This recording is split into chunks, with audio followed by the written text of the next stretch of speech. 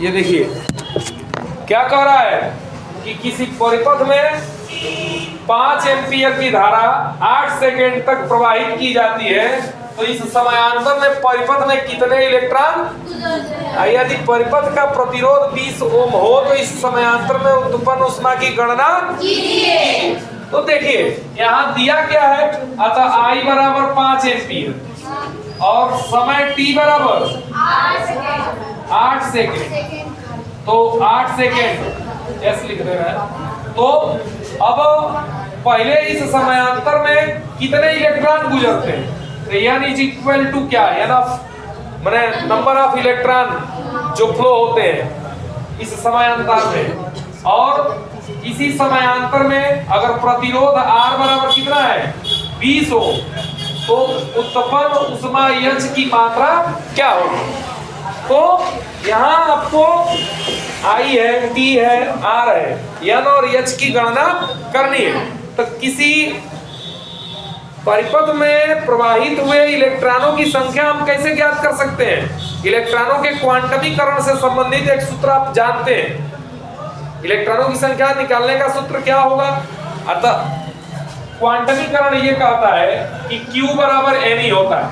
कहीं भी इस संसार में उपस्थित आवेश की मात्रा एक इलेक्ट्रॉन पर उपस्थित आवेश की का पूर्ण गुणज ही होती है, का पूर्ण गुणज ही होती है। तो इससे हम n की संख्या ज्ञात कर सकते हैं, n का मान प्राप्त कर सकते हैं। तो यहाँ हम Q कैसे पाएंगे, कहेंगे चूंकि I बराबर क्या होता है बाबू, विद्युत धारा की परिभाषा से Q अपन, इसलिए Q बराबर I into T, it applies that इस समयांतर में परिपथ में प्रवाहित हुए आवेशों की मात्रा Q बराबर I का मान 5 और T का मान, तो Q बराबर 40 सेकेंड, 40 कूलाम, 40 कूलाम आवेश का मात्रक क्या है, हो गया। अब कहेंगे चूंकि Q बराबर Ne, इसलिए N बराबर Q अपन E, N इलेक्ट्रॉनों की संख्या है। अब यहाँ हम थोड़ा देखते चल रहे हैं ऐसे, ठीक है, कहेंगे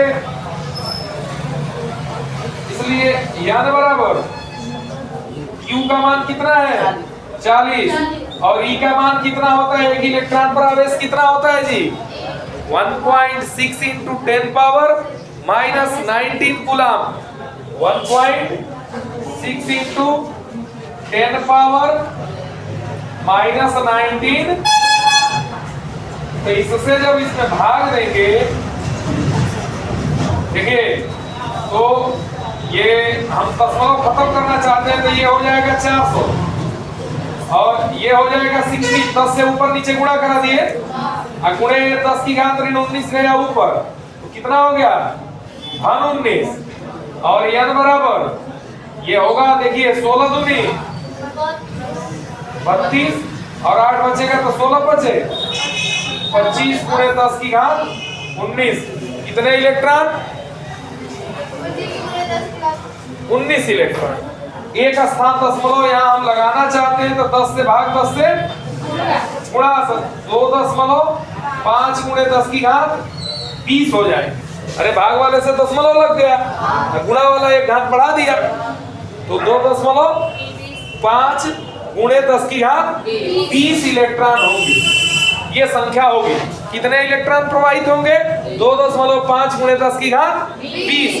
अब उत्पन्न हुई ऊष्मा की मात्रा कह रहा है, तो कहेंगे चूंकि उत्पन्न हुई ऊष्मा की मात्रा H बराबर I square R T, it applies that H बराबर I की वैल्यू कितनी है 5 square into R 20 into T 8। कोई दिक्कत, तो H बराबर अब क्या हो जाएगा 5 5 जा और 20 इंटू 8, तो H इज इक्वल टू कितना हो जाएगा